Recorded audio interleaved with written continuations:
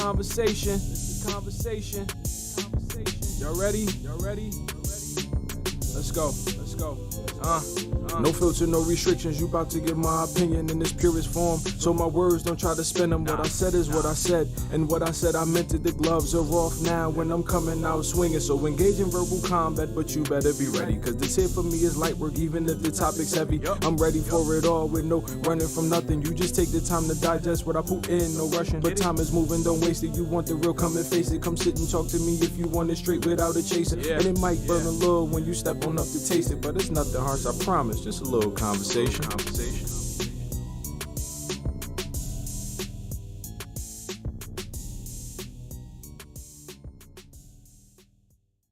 Well, everybody, welcome back to the conversation with Harold and Dave. There's Harold and there's Dave, not in that particular order. It is funny. Left to right to left, whatever. In the intro, he says the gloves are off and I'm coming out swinging, and that seems to be what Canada and Europe is doing, Dave. Well, yeah, and interesting little factoid. One of the things that they're doing is they are unsuspending countermeasures they put in place in 2018 to Trump's previous tariffs. So they just said, oh, yeah, here, those things we did, yeah, let's bring them back. And then they're adding on targeting, and they always target things that they think will disproportionately impact red states. So Jack Daniels might become cheaper. Are we talking about Canada or Europe? Jack Daniels and Dr. Pepper. That's exactly what's in here, damn it. Jack Daniels and Dr. Pepper. Well, let's start with, okay, there's a lot to break down here. Dave, when I said we're talking tariffs today, he basically had a wet dream because this is his wheelhouse as long as talking with Ukraine. So we have some questions for him. So I, sitting here playing devil's advocate, was thinking it was a bunch of nothing burgers like the episode we did. And I was like, he's not actually going to enact these tariffs. And now they're not a bunch of nothing burgers now. So now that they're not nothing burgers, now we got to talk about it. Oh, yeah. Well, and they haven't been nothing burgers because they've caused market turmoil. They've caused uncertainty.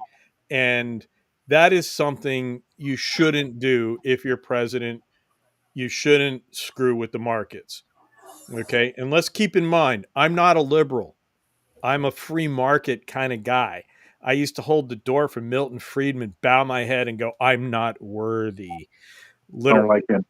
I'm not making that shit up because I'm a very free market guy, right? We forget about this because Trump has forced me into this apparently left-wing position. And the thing is, they just don't understand. These guys are just crapping on the conservative tradition of being pro-market, of being economically literate. And, so yeah, there's that. Sorry, that's my tirade. Like I say, I'm drinking Jack Daniels, but, and this is what really pisses me off is that the Republican Party, there was a video going around on TikTok with Ronald Reagan talking about why you don't use tariffs. And he gave a lecture, and I'm about to teach a class in international political economy. I'm going to use that video because I don't have a single note. It's a point of view, it's a perspective, but he lays out the theoretical perspective on why tariffs are bad, protectionism hurts the economy, that an academic like I would give that lecture. No notes. Reagan, right? We don't necessarily think of him as this intellectual giant, but he gave the speech and it was perfect. And I'm just like, what the hell happened to the right? I think I saw that same video, and I think if I'm not mistaken, he started out by saying, in the short term, they may be okay. However, if done at length or for the long term, they can be detrimental or destructive. And, But as far as Milton Friedman, I don't like him because of his approach on school vouchers, and he was the one that started all this stuff. And now, public education is being attacked on steroids. But not to get off base, when it came to this whole talk about steroids, tariffs, Hey, man, they are tariffs on steroids right now, so maybe that's the tariffs new on steroids. Okay. one. Um, But no, when it came to this whole talk, even during the election cycle of tariffs, in the back of my mind, I'm wondering, well, what's to stop other nations from reciprocating those same things against us or our products? Now, I think Canada took it to a whole nother level. They just said, listen, we're going to impose tariffs and we taking y'all stuff off the shelf. We can't even, we can't even buy American goods in Canada, Well, for those Canadian residents. shelves when it was first threatened, and I mentioned it hurt Kentucky because Canada is either number one or number two in the importing of Kentucky whiskey. So, I mean that's a big thing, and I think the thing with the tariffs, Dave, is tariffs have been a thing that's been used in the past, but it was never used as a threat. Like it's being used violently as a threat, and people don't like to be threatened. Well, it hasn't, and there's just so much to unpack here. One, Mhm. you're tariffing. The original threats are against the two nations that we have been building an integrated economic system with. We developed, in the 90s there was NAFTA. We passed NAFTA, and now NAFTA absolutely was overpromised, right? Al Gore, when he went out to push NAFTA, to sell NAFTA, there were rosy predictions that were not supported by the data. But NAFTA was really about carving out in a global world where we're seeing the rise of a whole bunch of other nations. NAFTA was about creating a zone and basically expanding the U.S. economy by bringing in some players, bringing in Mexico, bringing in Canada, and distributing a lot of our production over these people so that we have an integrated economic system that's bigger than just the United States because the globe is bigger, right? And so a lot of what NAFTA did not save the textile industry in the South. That industry was going to go. But because of NAFTA, a lot of the textile factories went to Mexico instead of Thailand or Vietnam, and they continued to buy, the machinery. They continued to be a customer for yarn. They took a lot of inputs from the United States, and so we still participate in that growth, and that's what NAFTA. I mean, just that all over the place, right? We see that happening. We had this plan to integrate these two economies to build on the North American continent a trading bloc that would compete against Europe, against China, against all these other places. And now somebody who doesn't understand what the hell is going on is attacking the people who are on our side, who are kind of allies and cooperative partners in international trade with us. And so aluminum tariffs, 25% on aluminum. When Mm. when when Bush put steel tariffs on, he did not put steel tariffs on Canada and Mexico, right? But here we have, we're going to put it on Canada and Mexico now. And guess what? The Alcoa, the Aluminum Company of America, right? Our major, biggest aluminum manufacturer. Guess where they get their aluminum from? Canada. And they are reporting that they are going to have to lay off 100,000 American workers because of these tariffs. And so this is just stupid. This is just in utter ignorance of the reality that Canada and Mexico and the United States have integrated because we are in a global world that is big. And even we aren't big enough and we need to join with them. So, just it's just fly your plane, Harold. I'm verklempt. Well, I found it interesting and I think I saw a recent video where initially the uh, current president railed against the agreements we have with Mexico and Canada when he railed against NAFTA and then renegotiated these agreements, and now he's complaining about the agreements that he renegotiated. And so I'm kind of twisted here in the fact that, okay, is that cognitive decline that's talking here? Is that ignorance? Is that early onsight of some? I mean, now this whole thing that we had going on with Biden, during his term, I'm starting to see and think now of the current president. Not only that, but when we look at the fact that uh, not just the agreement. Oh God, I lost my train of thought. I hate that. Um, I guess I got to land until my train of thought comes back, and I'll jump back to it. He's refueling. Dave, take over. He's revealing. So while he regathers, I'll just point out. I saw a very interesting video from CBC, whoever the hell they are on TikTok, but they had a very good. They were looking at, does Trump have a plan or not? And the no plan side of it is just, this is stupid. They've got no idea what they're doing. It's on again, off again. The argument for there being a plan to what Trump is doing, because he's, they're talking about all the reverses and the nothing burgers we were talking about before. One argument was that Trump thinks in terms of defeating opponents, right? That Trump sees the world in terms of opponents, and like, what opponents does he see here? Who is the enemy? Because let's face it, MAGA is about identifying dangerous others, whether they be transgender athletes, whether they be woke school teachers, corrupt and slovenly government employees. It's always somebody bad and evil that if we just get rid of them, we'll be better.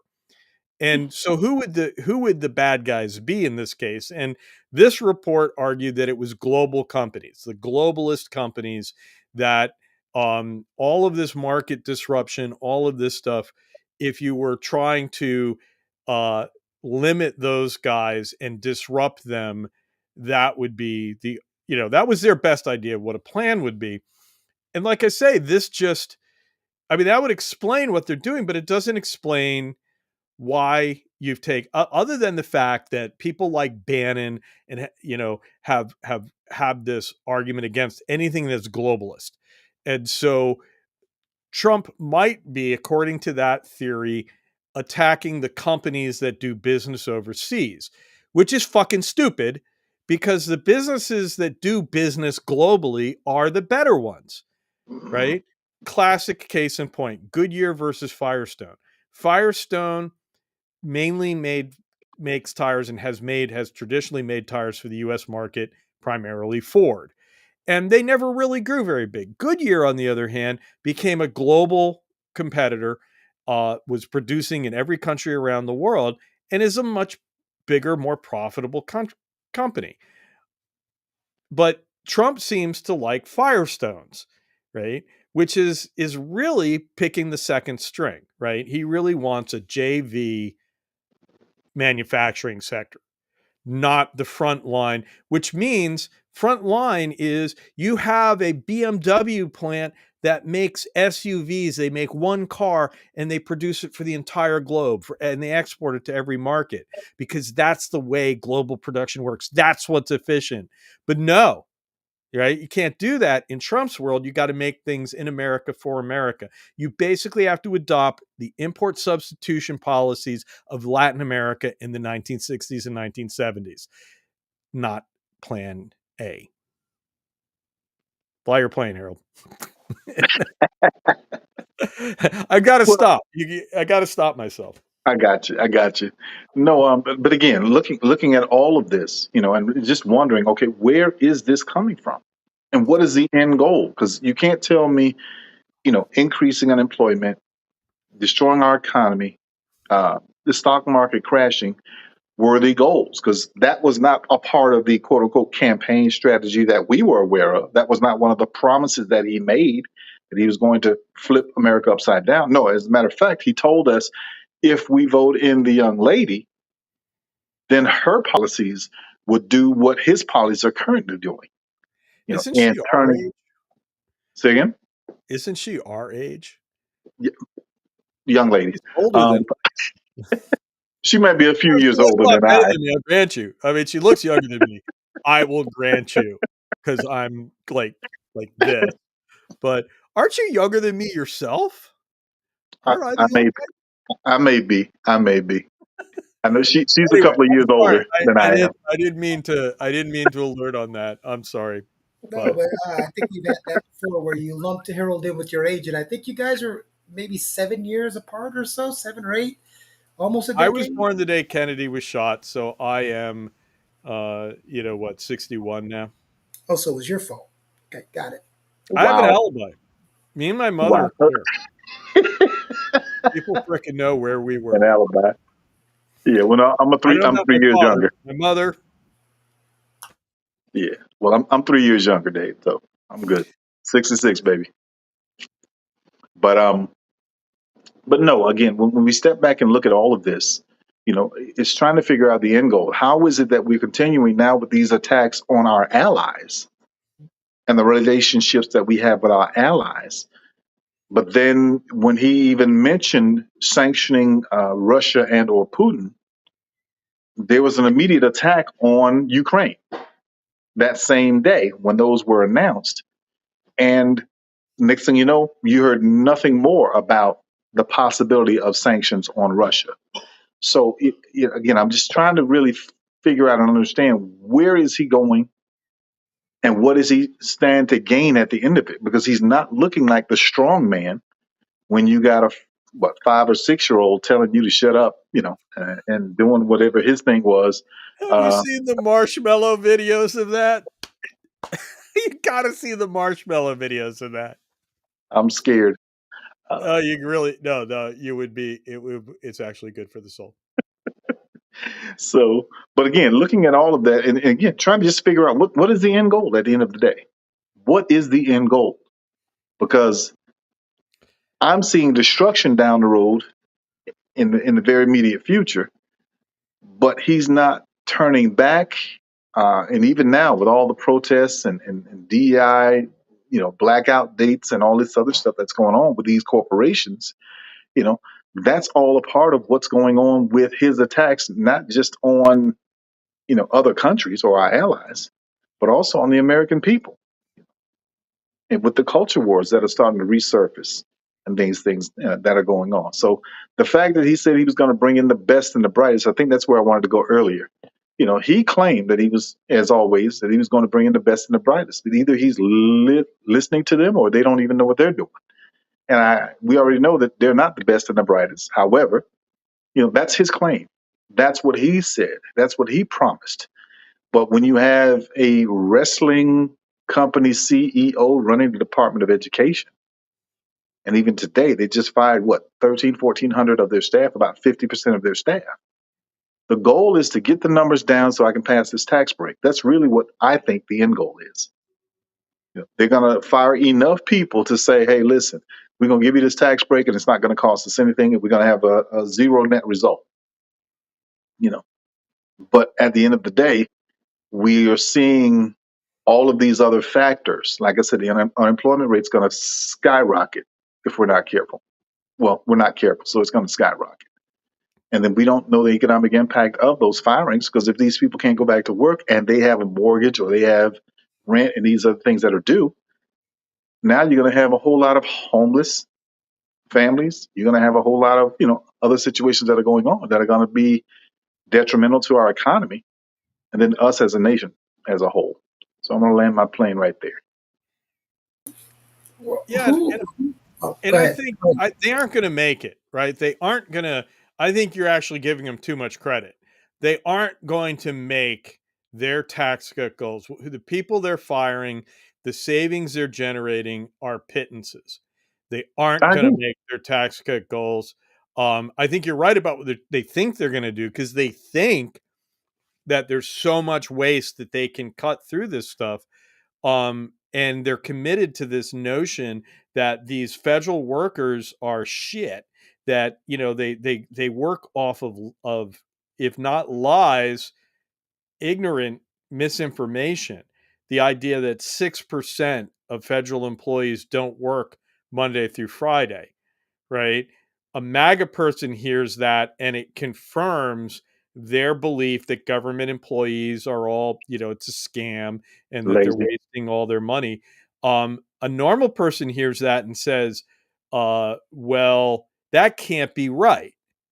And then you look at it and you find out that that statistic that has been mentioned, has been touted right around, is from an unscientific survey where only 6% of respondents to the survey said they worked. And even the people that published the survey said, hey, this isn't a sample. This is just people that phoned in, right? Also, it's Because silly how because could 6% of the government only not work Monday through Friday? Are you forgetting the effing military? Are you forgetting the nurses and doctors in VA hospitals? I mean, just if you add up what employees are, it is it virtually impossible that this could be the number. But the MAGA folks, it confirms, they throw out a statistic that confirms their predisposition, their the thoughts that they're predisposed to, they believe it. Transgender mice is got to be the ultimate thing, right? You believe that there are transgender mice, right? Not transgenic mice. You believe that in Minot, North Dakota, we are creating, the government was paying for a learning center that would study magic, not Mm. that they were not saying, well, wait a minute, what's going on with that? Oh, Minot, North Dakota is known as the Magic City, and there was a Magic City Science and Discovery Center, which was going to teach kids STEM, which we Mm. like, right? That's good. That's the opposite of magic. It's science, technology, engineering, you know, and but you just pick up on the word magic and you let it confirm your predisposed idea that it's all waste and abuse and nonsense. And those are the people that we have running the country. And it's bullshit. It's they're just not even wrong, right? With what they're doing. You can't have a disagreement over things because they are so committed to this narrative, right? And all information, is accepted that confirms that, and nothing is allowed to disconfirm it. So, we're just have the worst decision making ever going on right now. it's not just statistics, it's all also the word war that is used, because if you use certain words, that also gets MAGA people fired up. Well, what do we call Canada? He calls Canada a what do they call them? A, You wanted to go on the tariff 51st state, abuser. but Tariff abuser. A tariff abuser. So we use oh the word wow. tariff abuser. And they use these things. And when you said transgender, it reminds me that silly show on Fox, Hannity, right? Harold's favorite person. Oh Uh, yeah. Love him. Hannity, he had James Carville on. And I always love when James Carville goes on these shows, because Hannity kept talking about transgender. And he's like, what are we talking about? Do we want to talk about the millions of people who are losing Medicaid and Medicare? Or do we want to focus on the 100 transgender athletes in a country with 300 million people? It's because we pick these words to get fear, or as Dave said, you you certify their belief system when you use certain words or you use certain statistics in a certain way, right? Right. Well, I mean, there's recently, I think it was Van Jones. He brought up a statistic that was interesting in a recent video where you have more in the state of Texas, more incidents of measles than you do transgender athletes across the country. But yet they want to focus on transgender athletes when measles are killing people, has at least killed one person so far. So it's amazing where their priorities are. The priorities aren't let's deal with the real issue that can impact a lot more people. Your focus is on this culture war that people have seen to really dug themselves, just dug their talons in the ground, or whatever you want to call it, just so that they can elevate that particular issue. That doesn't impact really that many people. But nonetheless, this is where we are as a country. Our priorities have always been a little twisted for whatever reason. Um, because I guess capitalism is king, and that's what really the focus is. Forget about concerns. Let's focus on capitalism, and let's do what we can to milk this cow as best we can. Dave, how do you feel about? Oh, wait, you want to respond to that? Now, No. Carry how on. do you feel about Canada's response? Oh, Canada. It's really sad. I mean, I see the Canadians banding together. I see them, singing their national. I see Quebecois who are, a little bit agnostic about the whole Canada thing, just belting out, "Oh, Canada," like, no, yeah, we're Canadian, yeah, we're on board. I saw when the U.S. Hockey team that decided to run its effing mouth, right, had a Canadian flag on the floor of their locker room. Like, really, guys? And you're going to be upset that they booed and you're going to walk on their flag, and then they bitch slap you guys. You had that shit coming. But I saw a concert where they said at the moment that everyone on their phone saw that Canada won, and the crowd is like interrupting the performance, and they burst into their national anthem. And I think how heartwarming it is to see this unity, and then to realize we're the bad guys, right? That we're the bad guys in this. So Canada, power to you. I gotta say that they are a small country, and they are, they're going to suffer. And I will point out, Christopher Clark is a economist who does a lot of videos online, and he talked about the Smoot-Hawley tariffs, and he was kind of fun because he had the Ferris Bueller guy, uh, It's fine. doing. He had the Smoot-Hawley tariff, or the Hawley-Smoot tariff, was part of his thing. He'd say, anyone, that guy, Ben Stein. Um, who is himself a Republican who will agree with everything I'm about to say, I'm pretty sure. But the point is that Tariff Act in the 30s, it didn't necessarily cause our Great Depression, but Canada, like, they really think that the destruction of trade that came from the U.S. imposing the Hawley-Smoot tariffs and suddenly cutting off the trade, and then the retaliations and everything, they're really sure that there's a lot of evidence that says, yes, that was the contagion. That is what sent the Great Depression to Canada, sent it around the world to Europe. And, oh, by the way, what is one of the biggest causes of World War II and the rise of Nazism? Mm, The global Great Depression. There's an old mm. saying, if goods don't cross borders, armies will.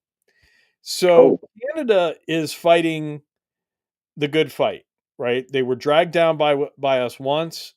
They are trying to fight a wrong-headed policy, a policy that is in violation of agreements made with them in good faith over years. And so I don't see how they aren't the good guys in this. And I'm sorry if the blowback is on the US, but I can't see that they aren't doing exactly what they have a right and a need to do. 100% behind.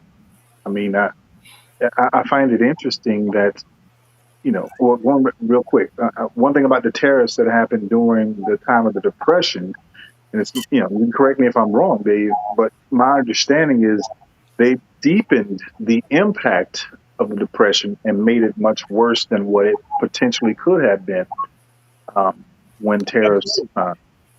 To the point of causing it in certain countries. They didn't cause it in the United States, but it But was, it did how do you deepen it. think it became a world depression, right? We had a Well, stock market crash here, and, well, you just said if goods don't cross borders, armies will. I mean, that's been since the beginning. What of most wars, if we take religious fighting out of it, most wars have been a country trying to get more resources, Or property. right? Well, the property comes to the resources. There's a reason why the United States and Europe and France and Germany split Africa all up into little pieces, or India or places like that. Resources. So we're back in the cycle. The Sickening. global and the modern global system Mhm. brought us away from that, right? Once Correct. now Yeah. that statement about armies crossing goes back to a 19th century. What you're talking about is colonialism.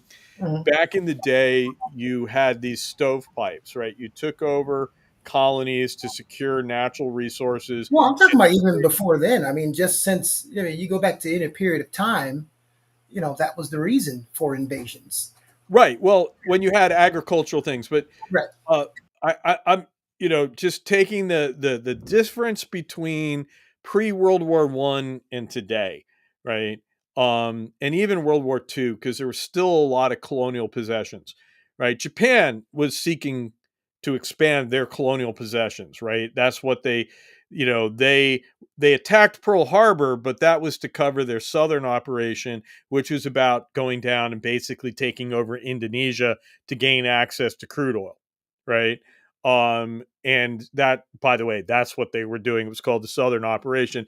Their big problem is that the route to Indonesia went between Singapore and the Philippines, which meant you had to go to war with the United States and great. But the point is, the old colonial system had these stovepipes, right? Nations took over possessions, right? So Java, Indonesia was the Dutch East Indies, and the predecessor of Shell Oil Company was a government owned entity that got the oil.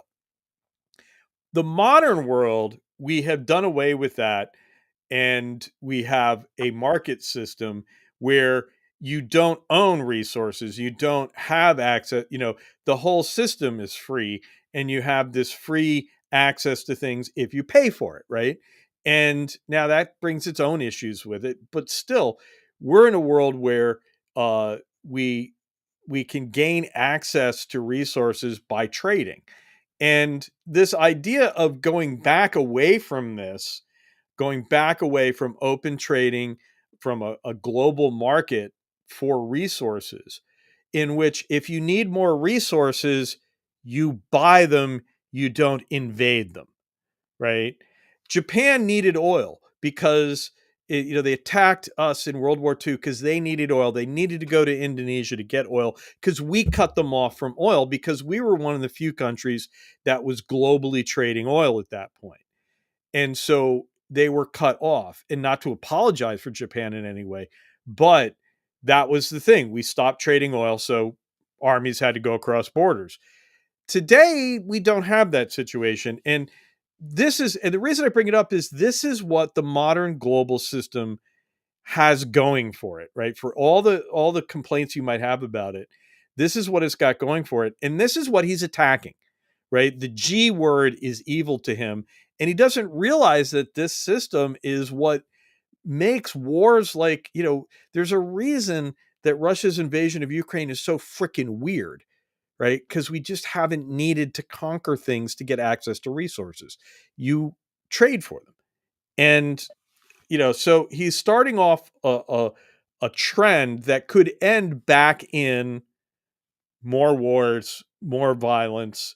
That's a couple steps down the road, right? Before that, we just have general economic malaise and that sort of thing. But this is what you're screwing with.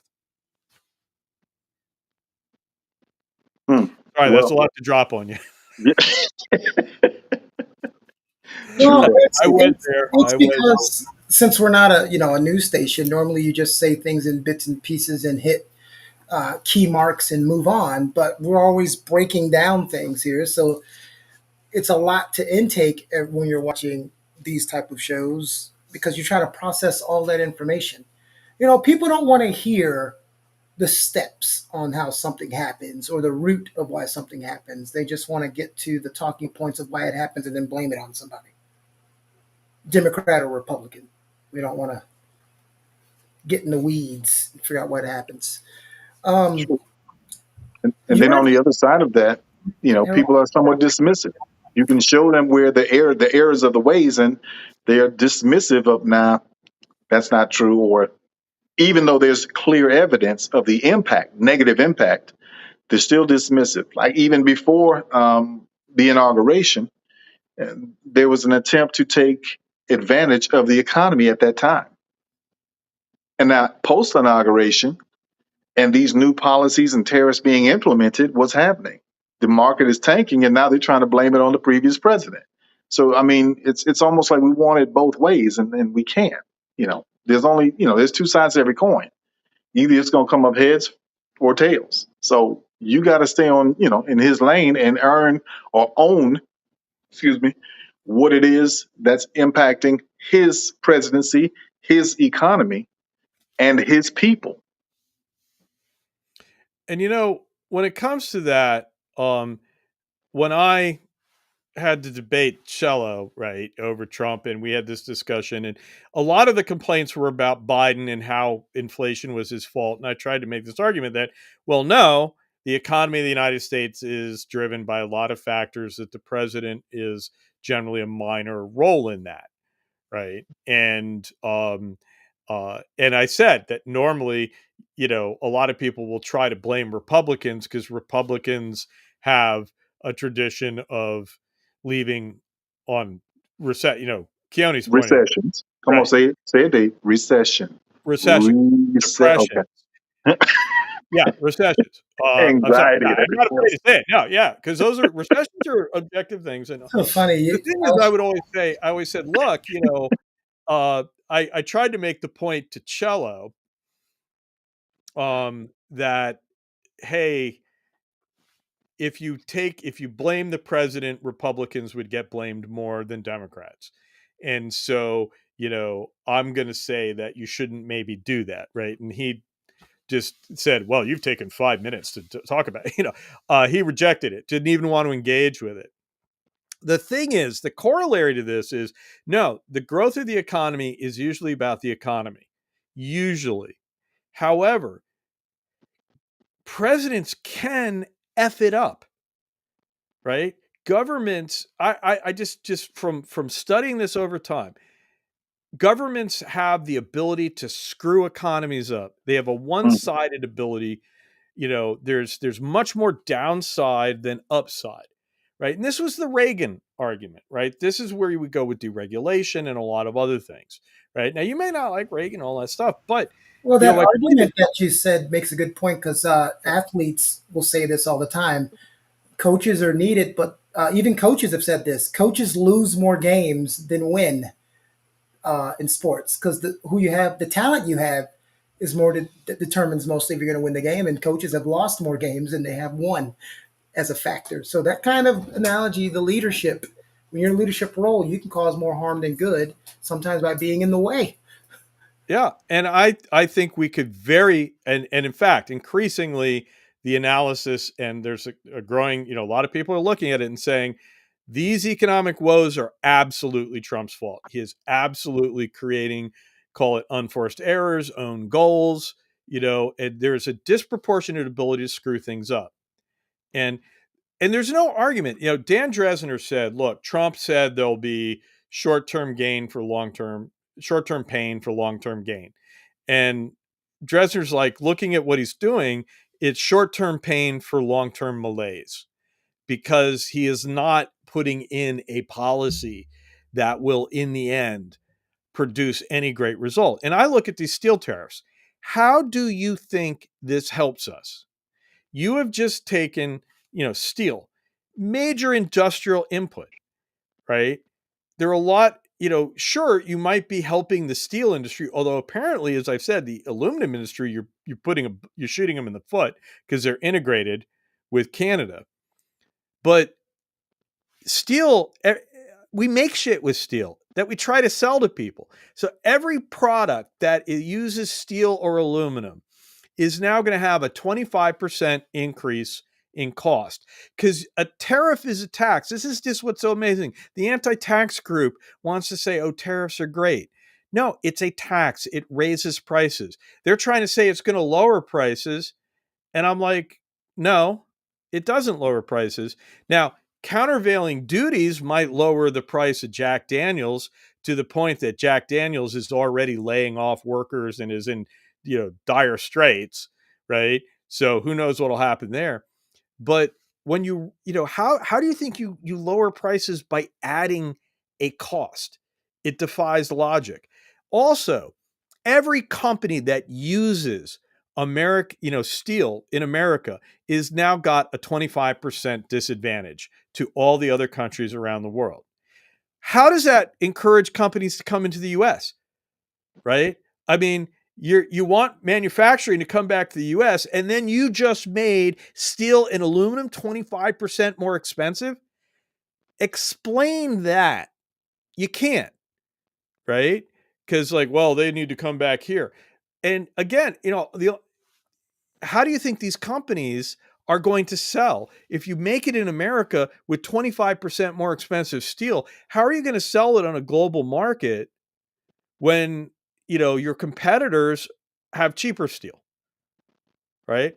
Well, you aren't, right? So maybe we're going to put tariffs on other things, because tariffs, we need more tariffs. We're going to play whack-a-mole.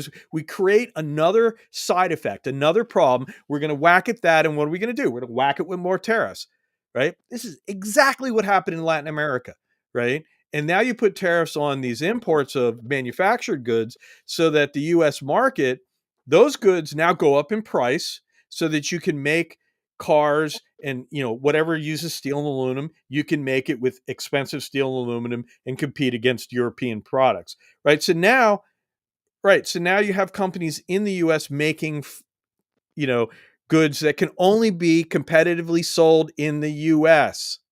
Now the US is a big market. It's not the global market. Firestone. You've chosen Firestone over Goodyear, right? And this is what and it is consistent with his hatred of all things global, but this is a recipe for malaise. And that's why I think Dan Dresner said it really well. It's short-term pain for long-term malaise. Welcome to the party. It's almost like you need to just close with make it make sense.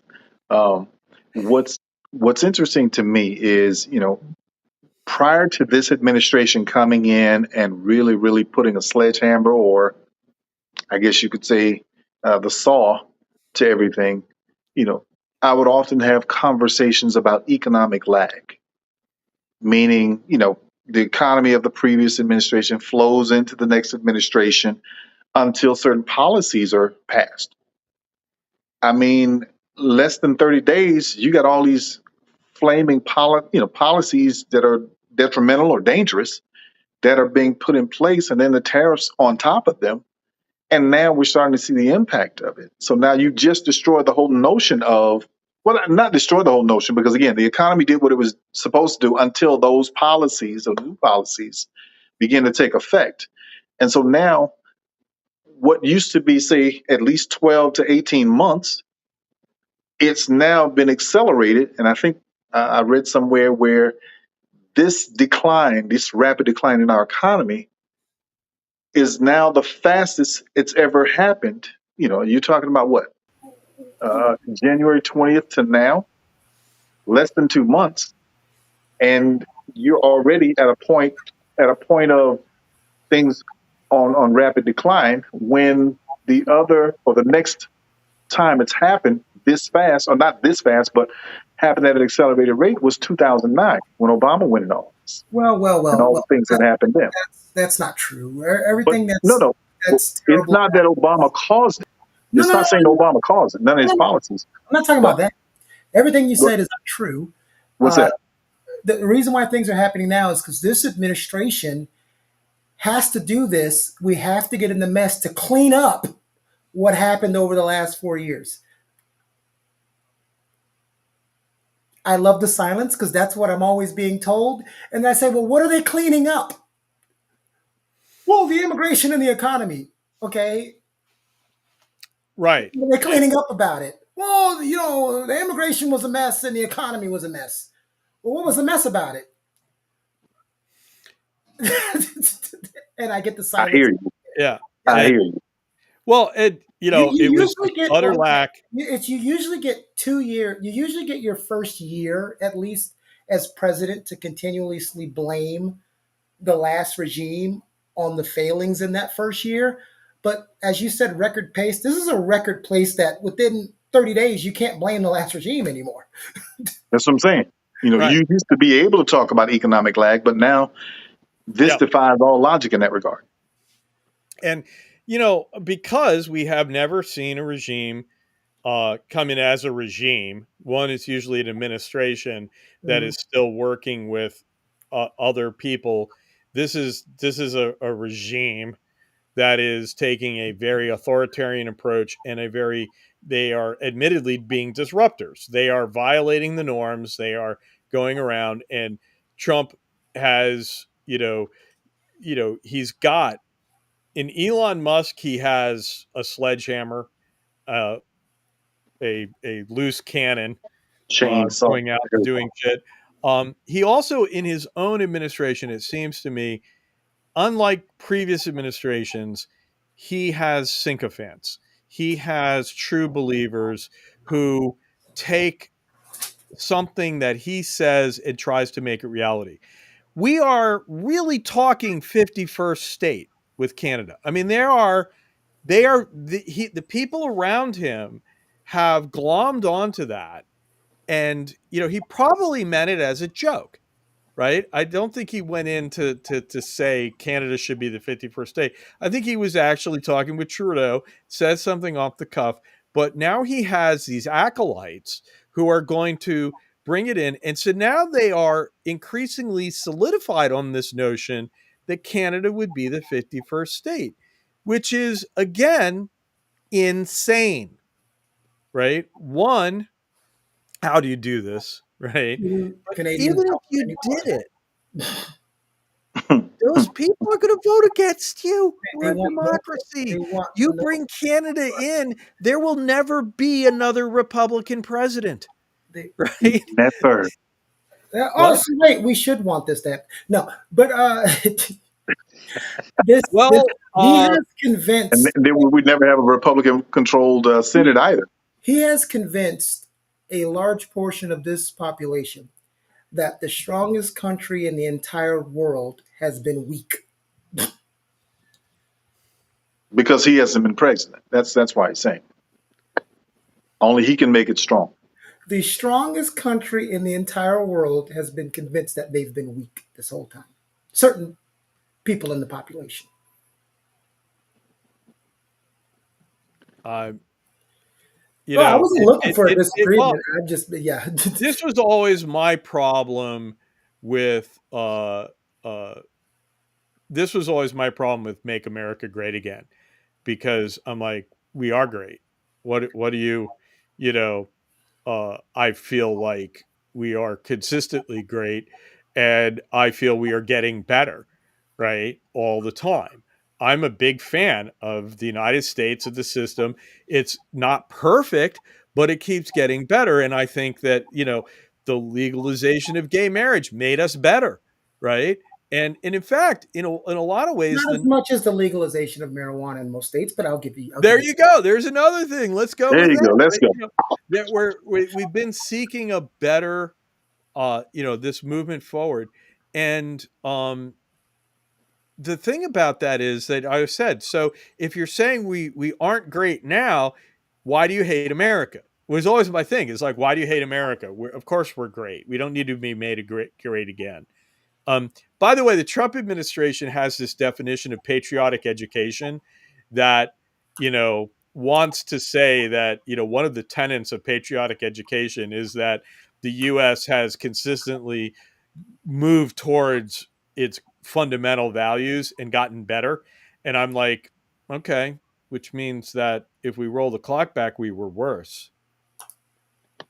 So what, I said, are you promoting revisionism? I don't think you guys thought this through. The point though is that I think that was always my problem with it is I really feel manufacturing didn't lead the United States. We are still a major manufacturing power. We just don't employ.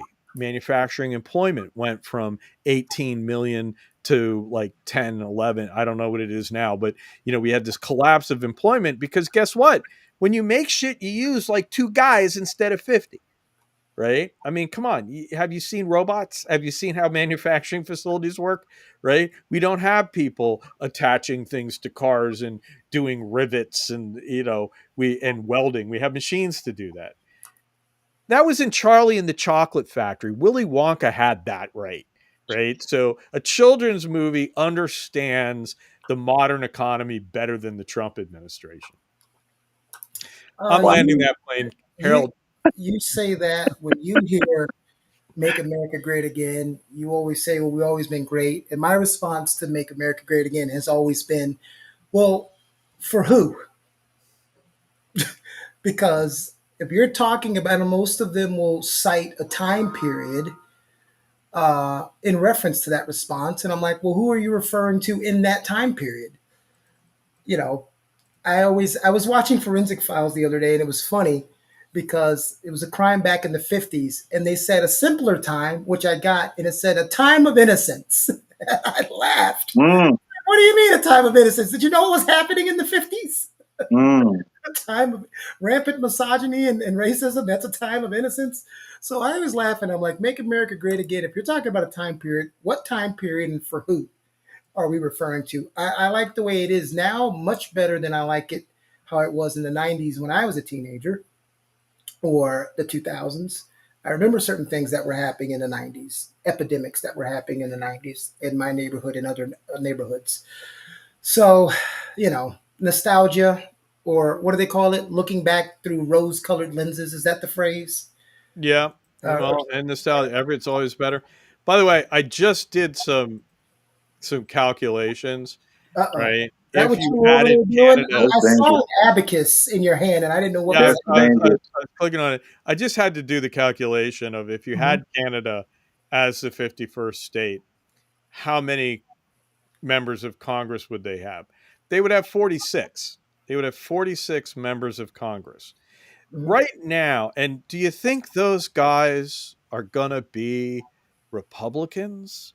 You know, probably not. They're probably going to be their own thing, and they're going to probably try to vote as a bloc. Hey, And remember, there would be 46 less U.S. representatives, right? So my thing is like hey, right now, if you try to get Canada as a 51st state, you think Quebec's coming along with that? Canada has a hard enough time trying to get Quebec to play ball. yeah, I just say that even if you succeed at this, you have now going to bring in a voting bloc. It'll be equivalent to another California, Mhm. right? And there's 40 million people in Canada, and you've got to give them votes. Even if, I keep saying it wouldn't be the 51st state, it might be the 51st through 60th, right? Because there are multiple provinces in Canada. Yeah. But the thing about it is that you would totally, so it's just this idea.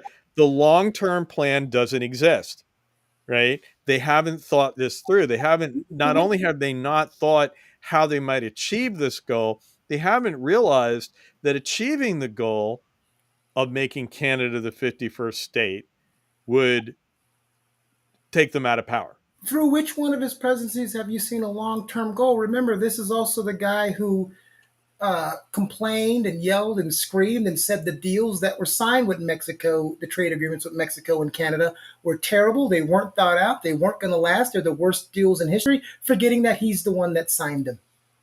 Well, he made a new one. Yeah, he said NAFTA was the worst thing, so he made a new one, said it was great, and now he's there thinking, yeah. Because he Um, doesn't remember he did it. He thinks Biden did it. the problem is you have to lay these things out unless you're going to get accused of having Trump derangement syndrome, Mm, right? You know, and you know, and even though you lay them out, and these folks who are, they don't want to think, they want to feel, they want to feel that there are these bad people in the world and that they're defending the good people who look like them, right, and mm. think like them from these bad people, right? That's the essence of the culture wars. But I think you have to lay out the logic to them now and again, and it won't do any good, but it'll get them onto another tack. Maybe, I don't know. Well, I don't know. That sounds like the actual name of the policies. I don't know. I don't know policy. Um, guys, it was a good show. One day we'll have something else to talk about than this regime. It's good information, but it's also taxing, tiring. Oh my God. Every Well, day. you read it, you read certain things, and you just want to take a hammer and hit yourself in the head. And then when you're talking to certain people and you hear the logic that they're using, and you're giving them factual evidence, and they don't want to hear it, it's like it's just what's that saying? Beating your head against a wall.